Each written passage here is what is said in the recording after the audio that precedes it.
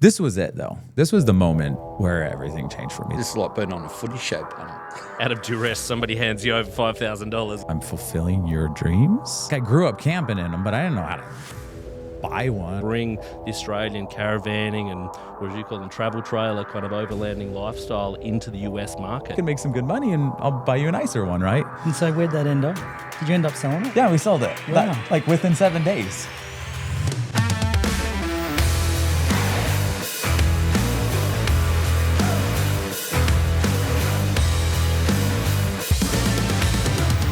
Hi everyone, welcome to the MDC Off-Grid Down Under podcast. Thanks for joining us. I'm Sam, I'm the host for this episode, and I'm joined with some special guests today. We've got Vaughn, Business Director. We've got Steve Zammit, Caravaner Extraordinaire, and a special guest all the way from the US, Mr. Shane Stauffer from RVs of America. Welcome. Yes, ROA Off-Road. Yeah, nice to have you here. Thank you. It's nice to be here. How long have you been here now? So we flew in on Friday and it's Tuesday, so not too long, few days. Vaughn showed us all over Sydney.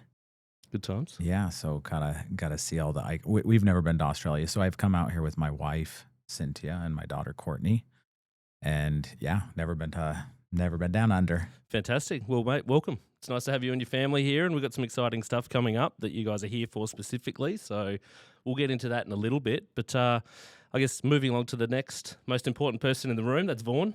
Welcome, Vaughn. Thanks for joining us. Welcome. Thanks for having us. And I'd just like to say that you guys have done an amazing job with this studio here. And, you know, this is our first shoot from the studio and first of many to come, and look really excited to be a part of it. So thank you. Yeah, no, welcome. Thank you. Thanks for the feedback. We're happy with it. Hopefully it all works, and yeah, the viewers can and the audience can get something out of it too. And Steve, thanks for coming out from Sydney, mate. It's great to have you up here. Well, you're very welcome. It's great to be here. And, you know, I'm impressed. This is like being on a footy show panel. But I'm not wearing a dress. We'll have to see where the banter goes, right? That'll dictate if it's a footy show kind of level of content or not. So, well, look, this episode is really about getting to know Shane. You know, we've expanded into the US in recent years, and one of the biggest, I guess, pathways for that market entry has been partnering with dealers who can take our product into the United States and, I guess, take it to customers and bring the Australian caravanning and, what do you call them, travel trailer kind of overlanding lifestyle into the US market. So I guess tell us a bit about yourself. Who is Shane Stauffer? Yeah, so Shane, I'm Shane, and RVs of America is originally what the name of the company was. And, you know, our customers started referring to us on social as ROA. You know, people, that's a really cool trailer. Where'd you get it? Oh, I got it. ROA. Where's that? RVs of America. And so we liked it. Yeah, that's easy to say. And so then we transitioned to off-road, and we decided to add off-road at the end of ROA.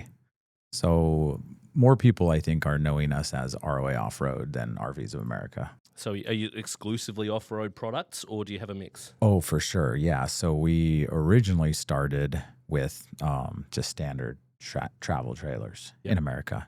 My whole thing was always quality. Like, I didn't like things breaking all the time. And so I kind of it's just evolved from one thing to the next, right? From nicer travel trailers to we have these things called fifth wheels. Mm-hmm. I don't think you have those down here. Yeah, we do.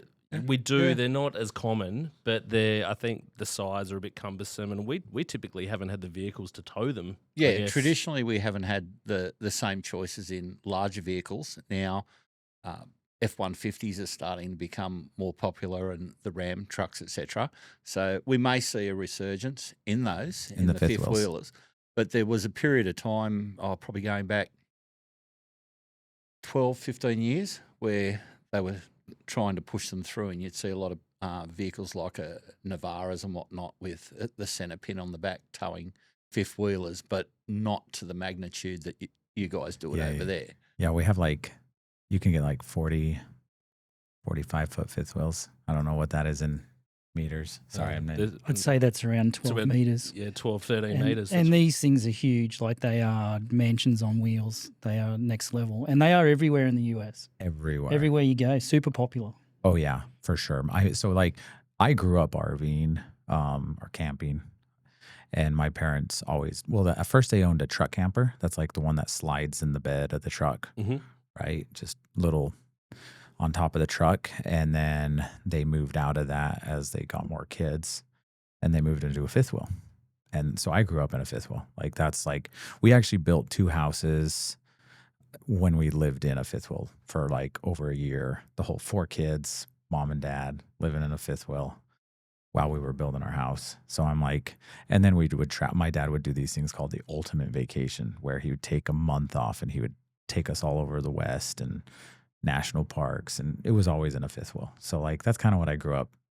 Yeah, That's what I'm most familiar with camping wise, was fifth wheels. So where did you grow up then? Obviously in the States, what part of the States, and what did those trips look like? So I lived in 12 different places growing up. So different high school every year, but mostly in the West. Utah, which is like, if you're looking at the U.S., you have California on the coast, Nevada, Utah, right? So we're in the mountainous region right next to Denver, Colorado, I mean. And yeah, so I was born in Utah, which means tops of the mountains. It's a Ute. It's a Native American Indian tribe. Okay. And so I grew up there and then moved to California for a little bit, moved back, and my dad was building houses and we were trying to get ahead, and we were living in the fifth wheel while we were like moving around, building houses. Wow. So it's funny is because like I'm really into the quality of campers and trailers, and it's because like I've done cabinetry and built houses and done drywall. So I really look at the attention to detail of those things, because it's just, I think it's like electrical, right? I'm always looking how things are, because I used to run all the electrical when we were building the houses. My dad would always go and put in that rafters and run the wiring. Because and you were smaller. You so could climb in So between I all the could climb gaps, things. So I'm always looking how you're running wiring. And so some people, like when I do my tours, I'm always pointing those things out, but it's because I just grew up doing that stuff. So not the same, but I mean, I always say trailers and RVs or fifth wheels. They're houses on wheels. It's in all obvious way. that growing up like that's obviously given you, as you say, that attention to detail and what to look out for things. I'm sure if you're buying a house, you look at the same things, but evaluating a product or trailer, you're looking for quality, which is quite interesting. It's good. So with, I guess, was...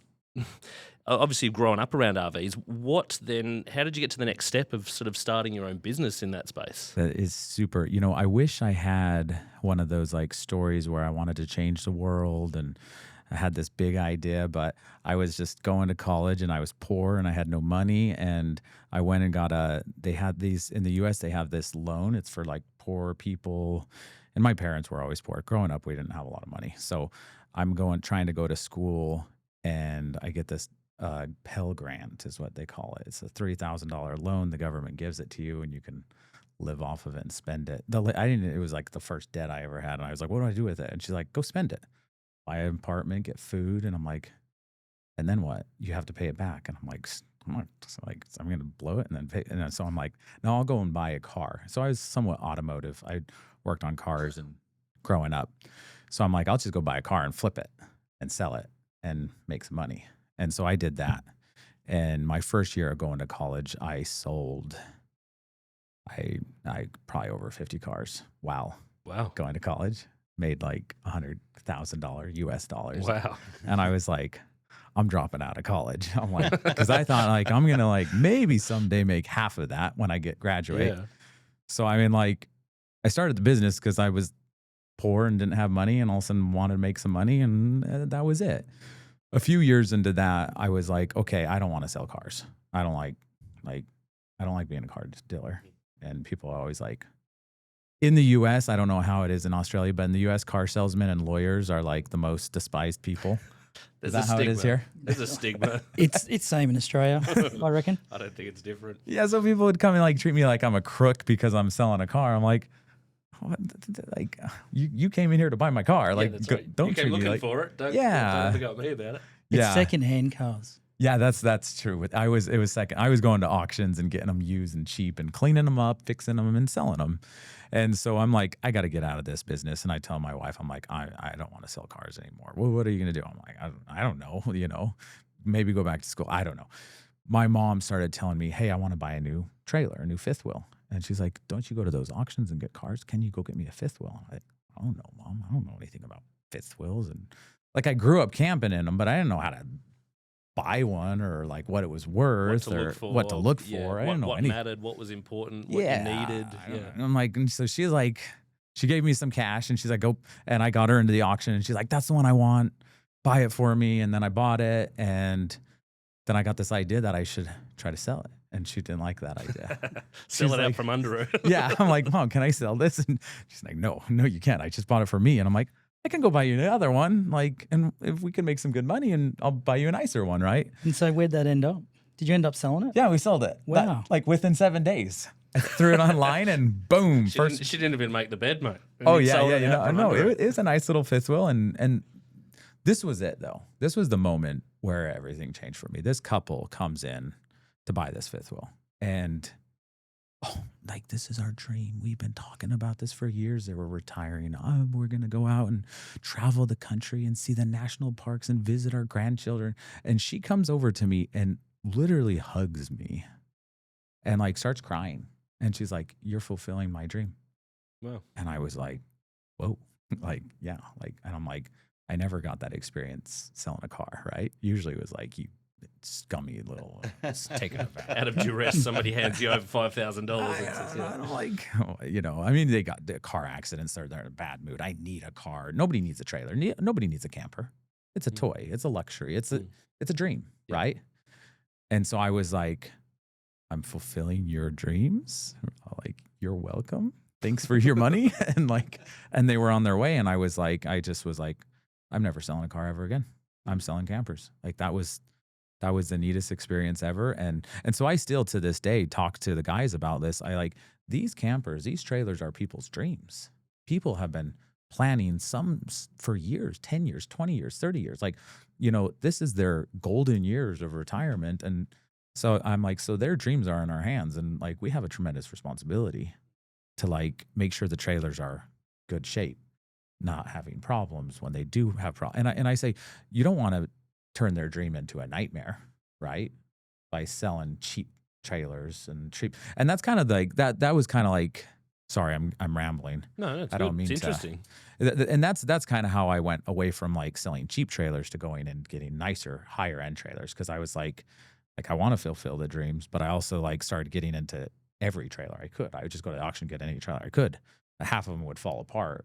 And then it was like more of a nightmare than a dream, right? Well, I was going to ask, like, was it all smooth sailing, or what did that look like building that over the years? Because I'm sure it wasn't all roses and selling dreams. No. I always say, Vaughn can probably tell you, running a business is like a roller coaster, and I seem to be stuck in the loop, hanging upside down most of the time. I'm like, how do I get off this loop? The scary part, right? Like, where's the fun parts? There's fun parts, there's hard parts, but. The trailers have been like, good and bad, and teaming up with the right manufacturers. I mean, I started with used, right? And then slowly moved into new manufacturers. But the quality was always a big issue for me. I didn't like selling things that were falling apart, Was that kind of one of the pivotal moments for the business, or for your direction to take the business, was to move away from that used and really focus on trusted manufacturers or established brands as such? Yeah, so we went from like fifth wheel travel trailers to fifth wheels to we went into this space in the US. It's the motorhomes, but not just any motorhome. They're called Highline coaches, or like these are luxury coaches. You're talking like you can't touch them for $500,000 US dollars, So right? these are like a bus. Yeah, it's a we'd bus, refer to yeah. as a bus, yeah. Yeah, we call them buses too. So like our motor coach, these are like $700,000 to $1.5 million. Wow. Gorgeous, beautiful, great quality, marble floors, just granite countertops. And so I started getting into that stuff because I was like, I want to sell what is considered the best thing you can buy in America. But then at one day, so like I do feel like in a way I got to the pinnacle of quality doing that stuff. But then I also found myself like going off-roading because I love off-roading. I've owned Jeeps, and trucks and I love going down to Moab and just hitting the trails. But I found myself like not using the stuff I was selling because I couldn't, because these things are huge, 45 feet. They weren't built for the purpose that you wanted to use them for. Yeah. They weren't playing to your passion. Yeah, that was it. That was it. And I was just kind of like, this is fun. Like, this is great quality, but like not really like, I'm not using it.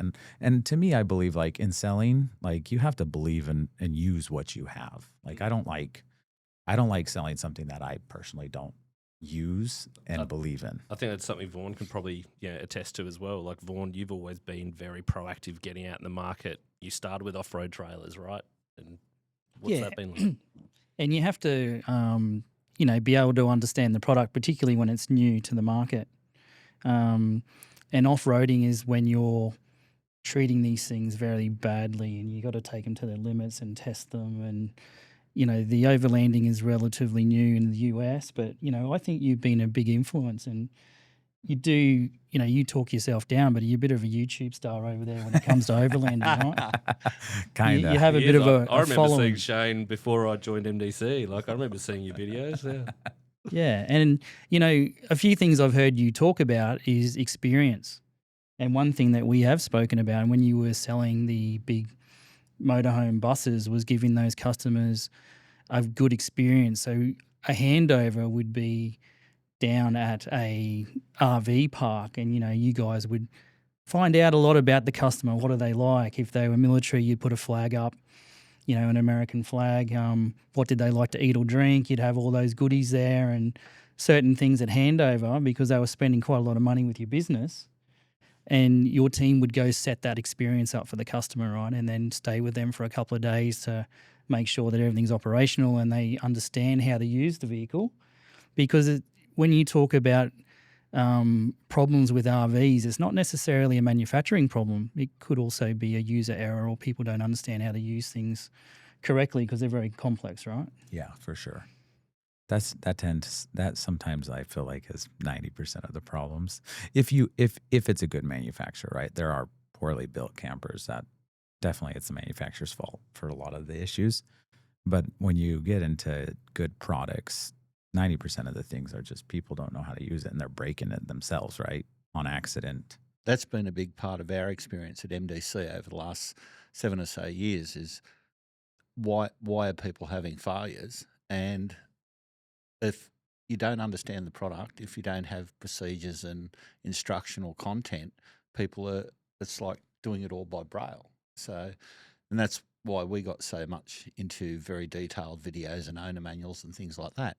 And the better educated, the better prepared a customer is, the better the experience they have with their product. And it really shows. And you guys do great handovers. Your service guys and staff are amazing. So I can imagine that helps the business a great deal because you don't always have those other resources. And you do your own handover videos and instructional videos, private library for your customers, don't you? Yeah, we do. Yeah, so like the new 19, the XT19 HRT. Yeah, so like what you see the video of me over an hour long of walking through it, to me I call that's like a promotional sales video. I'm talking about the features, the specs, what it is. I'm not talking about how to use it. Sure. So we have a whole nother library of videos that are actually, some of them are 2 to 3 hours long and with chapters. And it's like, this is how it opens. You got to clip this, clip that, and we'll even talk about, hey, if your water heater's not turning on, you can go check this or that. So these people like post-sell, they have that ability to go back to that video and reference it. Do you think it's had an impact on the way the customers then, I guess, interact with you? Do you find there's better compliance and understanding of the product as a result, or they still call? Like it's the path of least resistance, right? It's easy to pick up the phone sometimes. Sometimes, and we have this guy that's, like all his job is pick up phone calls for those types of people, right? And so if he does a good job at saying, hey, that's actually in the video at that 1 hour mark, go take a look at it. So it's kind of like you're training them a little bit to like be resourceful. I know exactly what you're talking about. Can everybody hear that at home? We've always got the videos. Check the videos first. It'll probably be in there. Yeah. But I mean, sometimes when they're just there and it's not working, like, I don't know what to do. They don't want to sit down and watch a video, right? Yeah. But I mean, like, it is a very powerful. And to me, I'm like, So recently we've been trialing this new part of our delivery experience. This is off I know I'm sharing secrets. These are secrets, right? Because It's all right. we always No one's listening. It's just us. No, I know. No, it's because to us it's like what makes us different and sets us apart is our experience pre, during, and post sell, right? Because anybody can sell a trailer, but it's what you do, right? It's and how what you happens do it. after it. Yeah, exactly. But part of our we've been testing these tablets that we give as a part of the handover experience, and we're trying to download all the content because sometimes when you're off grid you don't have service, so we want to be able to say, hey, listen, this video's on here, or this, and we're gonna break them down into like sections where it's like fridge, boom, boom, boom, right? And also we are downloading all the MDC manuals onto it, so it's like, yeah, you have them, or you can go online and get them, but here they are in this tablet that you now have. Look, I think, Steve, you can attest too. I mean, we've produced nearly, over 90 masterclass videos. And look, we have all the stuff as video content. It's not because we want to have video content. It's because we want to try and make it easy for the user before they go off grid, they know what to do. They don't get out there and have a problem. They can hopefully learn it before they go out. Yeah, but see, we're lucky. On the social media groups, we've got some fantastic customers who won't go through and explain it all. They'll just go find the YouTube video, just share the link, and then share the link on someone's post, and automatically away they go. And things like the solar one, I think that's been shared 500,000 times on how you add solar panels to things. So I've seen it that. Really works. I've seen that in your groups. People dropping the videos, and I'm like, oh, that's cool. Are owners groups on Facebook and socials a big thing in the States, or are they more still online forums? Or no, the Facebook groups have become really popular. Sure. People really, really do. And part of when we're handing over the video, we have a portion where we sit down and we say, hey, look, you need to get on this Facebook group, group. Great.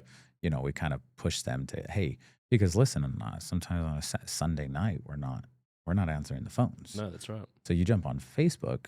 There's owners there, and sometimes they'll be lying on the couch. Yeah, they'll be lying on their bed at 1 a.m. in the morning, and they see and they're getting on there and helping. Everyone's happy to share an opinion. Then they do, and most of the people, they really want to be helpful, and so we're like, you gotta. But that's part of like our checklist when we hand it over. You need to go here. You need to do this because this is going to make your experience better. Sure. But look, they're so popular in Australia. Oh, sorry, we have something like 15 different groups for various models. That's the problem. Correct. That's the problem. Because anyone can start a group on Facebook and for whatever reason. And you look at our group, the MDC and ROA Owners Group, the wealth of information, that is a treasure trove of experienced travellers who've owned, some have owned up to 5 MDC trailers over the years, and you will never get a more concentrated treasure chest of knowledge about products. So if people are going to the wrong groups, and you see it in other groups, I've seen other groups where someone will ask the most basic of questions and there'll be 5, 6 or more wrong answers. And you think, well. So you get on and all right, give them the right answer. Directing new owners to the correct group to get the correct information when we're not available, that's very important. Yeah, I would have that part of the handover checklist say, get on there with their phone and say, that's the one, right? Because we even made the mistake. We joined some incorrect Facebook groups and we've been corrected, So I think one time you made a video and it wasn't the main MDC and ROA Owners Group, and Daniel Easton's onto us going, Shane's made a video and he's pointing to the wrong group and it should be this one. And I'm like, send you an email, hey Shane, next time, make sure you link to this one here, right? So look, it's a good segue into Australia. Like you've come, you've landed on Friday, you've visited Sydney. Ultimately, what brought you here? You brought the family over as well. Well, I mean, what brought me here is you guys, MDC and Vaughn, and it's just like been incredible already. If I went home right now, I would be like, this was an incredible trip. Oh, mate, you've seen nothing. You've seen nothing yet. Yeah, I know. We haven't even started the trip. You guys have been to Sydney and Brisbane. Wait till you're heading off tomorrow. We got a bit of an exciting trip. So for those playing at home, MDC is about to take off on a trip, and we're heading up to Fraser. Then on to Fraser Gari. Fraser Gary, Fraser of course, Gary, Gary. yes. And then across towards Harvey Bay, and then all the way up to the tip of Australia, up to Cape York, and we might even find some little tough tracks on the way. Oh, I don't think we're doing this the easy way. Oh no, I'm super excited. I kind of don't even know what to He's expect. cheering. Not his car, not his I know, caravan, he's- not his boss. He can destroy the lot, and there's nothing coming back at him. Oh no. Anya will come back at me, right? Why? What? Are you driving her 300, her MDC? How do you feel about driving a vehicle that has a number plate, her MDC? I'm appreciative that I get to drive it. I would, maybe I should just go put a license plate cover over that. Is that against the law? Maybe can you cover, like can you cover it up? Oh, with- look, he's ROA. Yeah. He's I've our- seen videos of you driving up the stairway to heaven in your big Ram 2500 or whatever it is, towing a 17 in Utah. Like, so Oh. if you can put your cars through that, I can't wait to see what you put on his car. Oh no. through. It's not my car. So I just got my truck out of the shop right before coming out here. The day before I flew. No, the day that I flew. $7,000 in repairs. It's all right. And- That's a couple of What did you CVs up break? the Cape. Well, I've seen a video online, and maybe we can cut to that, where going up these whoop-de-doos one after the other, jumping in his, what truck have you got? It's It's 2,500 a Ram Ram. 2500. Yeah, and he's launching it off these whoop-de-doos. I got all four wheels And off the you, ground. On 7,000 37s? pounds. Is it on 37s? Or Yeah. and your vehicle truck. sort of crabs down the road now, right? It's got a bent chassis or something. Yeah. So he's pretty rough on the gear. I don't know if Anya's. Sorry, Anya. Yeah. Sorry no, in advance. No, I'll baby it. So I'll look, try. it's going to be an exciting trip. Steve's heading up, Vaughn's heading up. Yeah, it's a good crew. So we're catching up with some of the guys from the owners group. That'll be fantastic. Yeah, but it's cool. So how did the partnership initially come about with MDC? It's great that you're here, but how did this all start? How did you and Vaughan meet, or why did you consider MDC as part of your range of products? Yeah. So, we kind of cut off a little bit ago where I was talking about how I would go off-roading, but couldn't take these massive behemoths Sure. buses off-roading, right? So we started toying around with it might be cool to make our own little off-road trailer. And I realized I don't want to be a manufacturer. I love creating the dealership experience, making it so unique. And The customer piece. yeah, I love rather the than customer the piece. engineering and the design Yeah. piece. Yeah. And I'm not a ninja. I love experiential things, right? I'm obsessed with this idea of looking at great companies and seeing how they create raving fans and say, how can we do that? How can our service be so good? How can we create such good experiences that people, Walt Disney said that, you make your experience so good that they want to experience it over and over again and bring their friends to show it. And so I'm always asking, how do we create experiences so good like that they want to do it again and again? Can you imagine if your delivery experiences were so good that they would want to do it again? Yeah, how good would that be? Yeah. Isn't that I'll pay, wild? I'll pay That's you. why- Can I pay you twice? That's why we bring out new Yeah. ranges. Yeah, right. But that's so that's kind of the thought. But anyway, so I said I don't want a manufacturer trailer. Let's go find a manufacturer. And so we started looking all over the U.S. kind of for an off-road trailer, and nobody in the U.S. is making off-road trailers.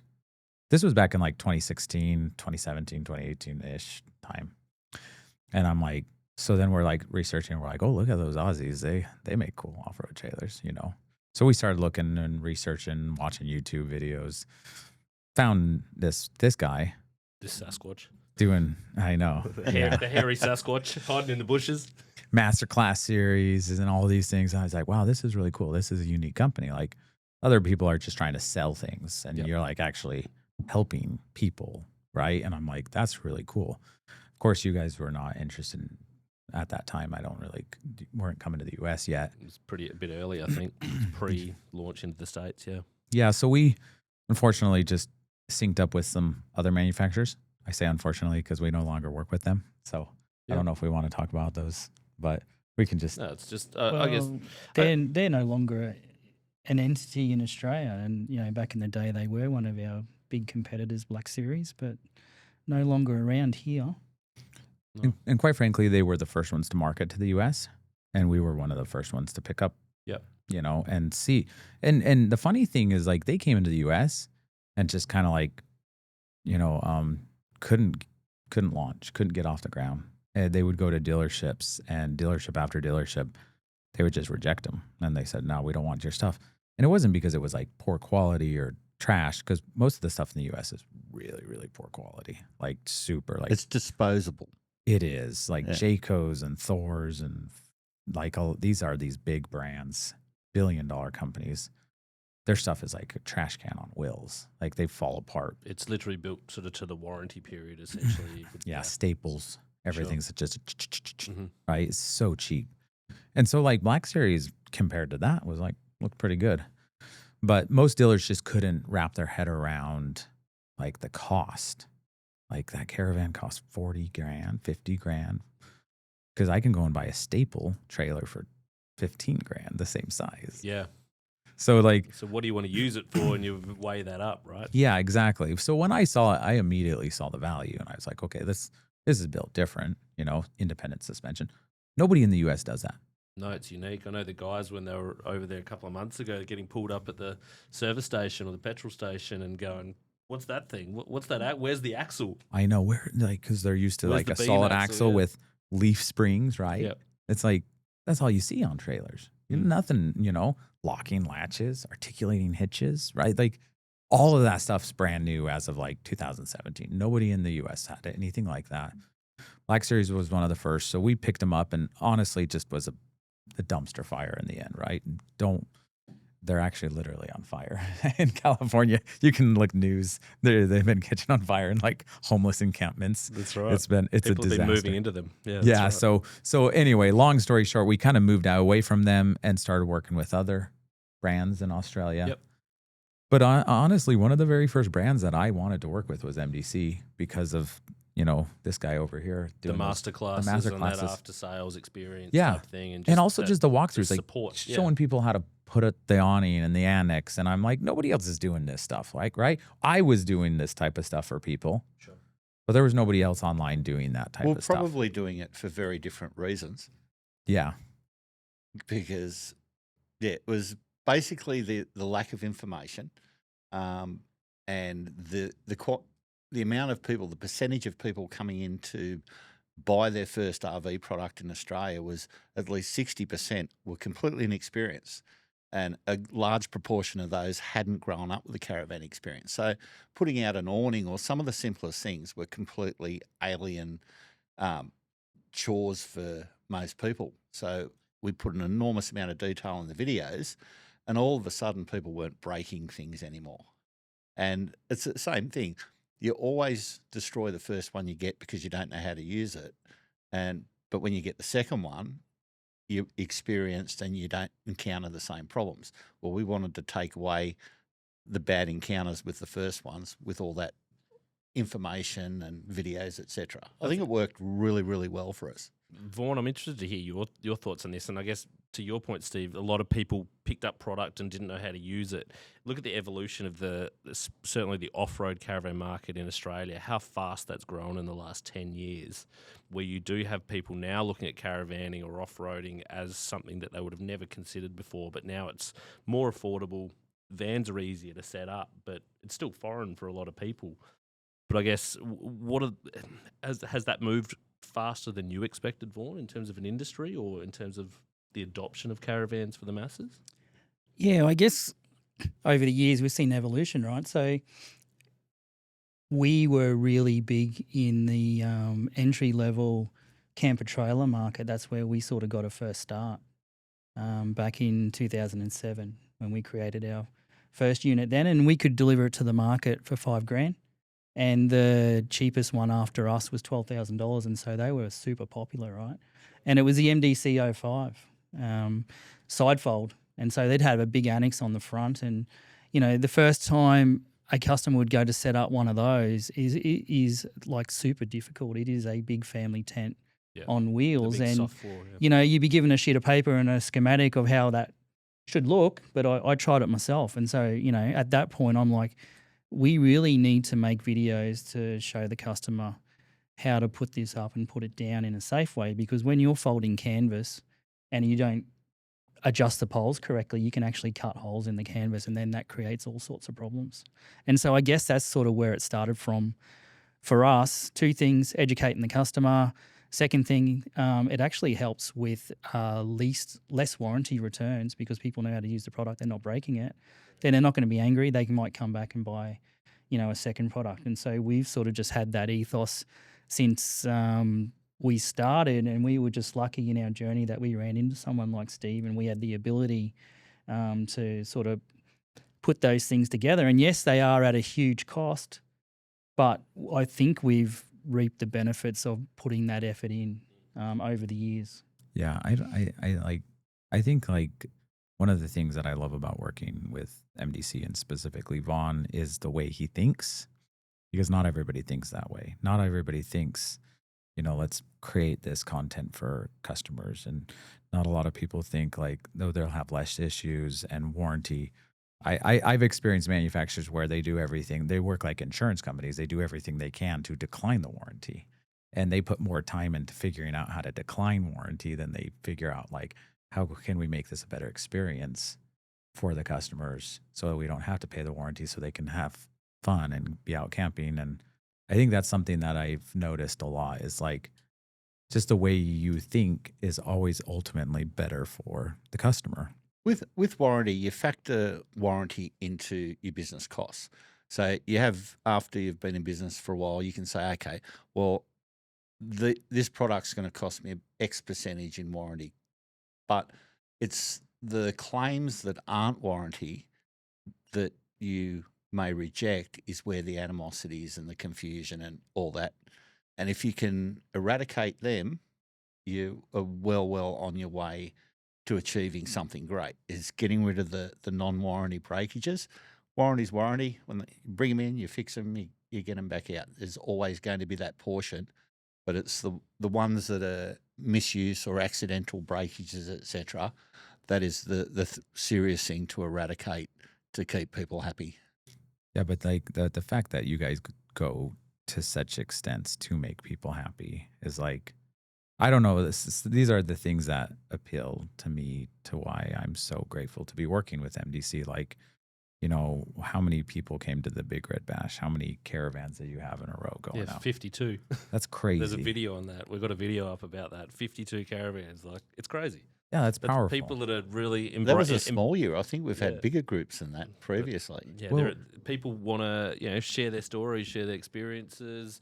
Aussies like to get hands on, so they'll do their own little DIY mods. There's a Banksy drawer we call, which is named after Mark Banks. He's put a little slide out drawer into the XT14s. See, that's really unique, and like not every company is like that, and so that's like something that I just inspired by MDC about. It's because I was headed out on one of these adventures too, where I was taking out customers, and not as big. We had like 12 customers, but we were doing a few thousand miles in Baja, Mexico, and I remember I stopped at one of the manufacturers to have a meeting with them, and he tells me, "Wait, where are you going?"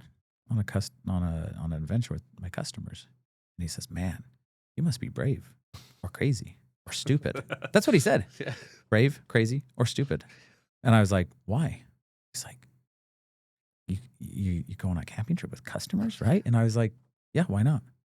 And he's just like, and he just couldn't get it around his head. Like, he's just like, but that's, that was like, I left that meeting thinking, okay, this is a short-term relationship. I'm not going to be selling these campers long-term, because this guy, that's the way he doesn't thought. want to know about it. Yeah. Yeah, he doesn't want to go out and camp with customers. But if you're not doing everything you can to make their experience better by giving them content to watch, if you're not making their experience better by trying to eliminate the warranty, those, then you don't want to see them. No, that's right. Right? You want to avoid them. You want to hide from them. At the end of the day, a happy customer is more likely to come back than I have seen the owner of a camper company who never spent a night in his product for the entirety of owning that business. Not a single night. And that would be Black Series that's no longer here, correct?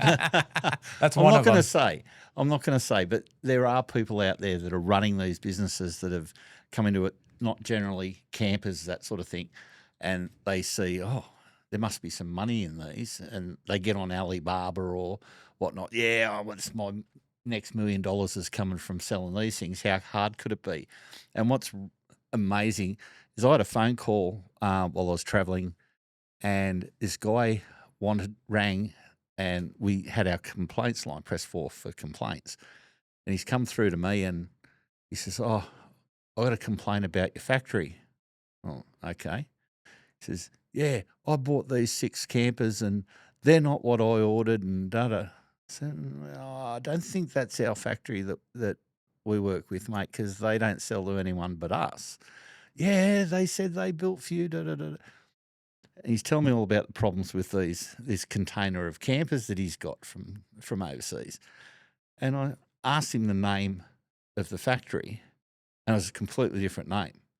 And yeah, so what they actually sent him photos and that of MDC product, and then gave him the Temu version that they tried to recreate, and they didn't look anything like. Basically, he had to scrap the lot. He said to me, he says, "I will not be able to get these registered in Australia." I said, "Oh, mate, I'm sorry. Not our factory. Not my circus, not my monkeys. See you later, buddy." It's easy to rip a photo off a website, right? Yeah. And so quite often you'll see that. It's a picture of an MDC and they're going, "Yeah, we build for MDC and blah, blah, blah." But they obviously don't. One thing I do want to talk about, and it's the relationship, and we actually learn things off each other, Shane. And so the ROA Ranch, right? You have a property in the US that you let your owners come to once a year. And I've been to one of these events, which was really cool. And at that stage, you'd only just picked up MDC. And we actually sent out an email blast to all our customers saying, "Hey, ROA's become a dealer of ours and we're going to be at this event." And we had about 10 or 11 MDCs show up. Yeah. And so off the back of this, we've actually just developed the MDC musters, and we're going to do the exact same thing with our customers, where we're creating an event near our stores, and once a year we're going to have an event where all our customers can hook up. You know, we're going to put on food, some music, etc., and everyone gets to meet everyone and talk about their MDCs and their adventures, bring their families around. And so, you know, it's not just you learning from us or loving us, it's us actually loving what you do with your customers and actually implementing it here in Australia. So, you know, I find that pretty cool. Yeah, I think there's some synergy going, right? There's a lot. Oh, And absolutely. it's been really fun. I enjoy. I mean, Vaughn has come out to the U.S. now at least half a dozen times. He's stayed in my house, right? Slept in my basement, you know. And it's a very nice basement, Shane. It's not what our guys here in Australia would say a basement is like. It's like full carpet, it's 5-star, it's like really, really nice. Oh yeah, so sorry. Maybe I don't know what basements are like here. Basements in the US are very nice. In the mountain regions, because you snow, right? So you have to dig below the freeze level. So your ceilings are as high as these ceilings in the basement because they have to get down below freezing levels. So yeah, our basements are nice. Yeah, no. It's a nice basement. No, and now I'm staying at his house, right? And like that's pretty cool. And you know, I think we definitely are. I'm always watching and It's the listening. best Airbnb learning. in Brisbane, mate. Oh yeah, you're Ford's staying place. there too. Yeah. Great food. Stay there all the time. Great food. Well, now you get to take it to another level and enjoy the Australian versions of the MDC models. And, head up north. So I think I was confused when tomorrow the door. night. Yeah, that the was door was funny on as the wrong side. last night we're prepping. Yeah, it's a good point. And he's walked to the wrong side of the van, and I'm like, "Mate, the door's on the left over here, not on the right." We're on the other side of the road, right? The door's on the side to keep you off the middle of the road. I know. I was having a hard time here. I'm like, I'll figure it out. It's all right. Our toilets go backwards too, so Yeah. we'll get the hang of it. Yeah, wait till you get home and drive out on the wrong side of the road from your house. I know. I'm gonna Happens have to to me every time I've relearn. visited America. I come back, and after one trip, I literally drove out of Vaughan's place, went down the street on the wrong side of the road, and went the wrong way round a roundabout. So, Oh geez. yeah, you got to get back into it when you get home. So look, I guess that's been really interesting. It's been great to get an insight into you, into yourself and the business, and your perception. I guess just some closing insights. Like, is there something that stood out about the MDC brand that you think really resonates with an American consumer? Because the American consumer, I think, is quite a little bit different to the Australian consumer in the fact that, I guess, overlanding and that off-road culture has been, I guess, ingrained in our growing up in our history, but it seems like sort of a relatively newer concept, that extended touring in the States. Is there something that stands out? Yeah, I mean, I think the American consumer is hungry for good quality. They haven't had that for a long time in the industry, and I think that's kind of what the MDC represents, and Australian products in general, right? That you can actually own something that's not going to fall apart. And it's funny, believe it or not, I would say more than half of the people buying MDCs in the US are not really going off road that much. But, they just want something that's not going to fall apart. They just want reliability, quality, and assurance, I guess, ultimately, that it's Yeah. going to do what it says on the tin. Yeah. And I tell people, I'm like, I can't think of a better brand, or what's your name, the Escape with Confidence, right? Tagline, yeah. Your tagline, right? And I say, I mean, honestly, like, I've never really camped in a trailer that I just feel uber confident that I'm not going to have a breakdown. And every trailer I take out, it seems like they break down. And we've done trips in the US pretty gnarly. I mean, that 17 that I almost rolled and tipped over, Yeah. it still worked. Everything on it worked. Yep. I had like that thing on a solid, two wheels. solid angle, Yeah, I 40 know. degrees or something. Like, I could see it in one mirror, but it was gone. in the other mirror. I was like, where'd my trailer go? And I was like, oh, it's Well, there almost it is, laying as it down. comes back. Maybe for all the Australians that haven't actually seen that, we can We will have show Yeah, a copy of add that. that That's in. kind of really cool because we'll have that up on screen. I thought you were gone. My first words to my passenger was, "Oh, trip's over." We're going back to Salt Lake. Tips over. Tips over. No, it was incredible. Quality is like, yeah, we love everybody that walks into our stores. We're like, these are the best trailers we've ever had. Like, just the quality overall, front to back, top to bottom. Nothing's perfect, right? Things happen, but overall, we've been so happy. And I think the American market is it's just time once they figure out that. It's fantastic. Well, look, thank you so much for joining us. Yeah. It's been a real pleasure to have you here. Thanks for sharing your thoughts. And look, we can only say thanks by sending up to some of the toughest tracks in Australia and really putting the product through its paces. So enjoy the next couple of weeks. Oh boy, I'm going to. I'm excited. We'll look after you. Thank you. Well, thanks, guys, for joining us. I hope you enjoyed that episode. Please check out the RVs of America page on YouTube. Yeah, they've got a lot of videos on there. You can see a lot of the MDC product. But if you like this, please subscribe to the YouTube channel, and we'll see you next time.